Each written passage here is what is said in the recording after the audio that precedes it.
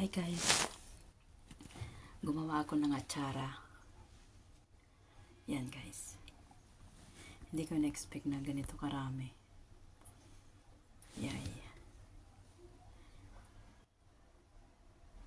Ang ingredients po nito ay papaya, tricolor bell pepper, pineapple, sibuyas, at saka black pepper. Yan guys. Thanks for watching.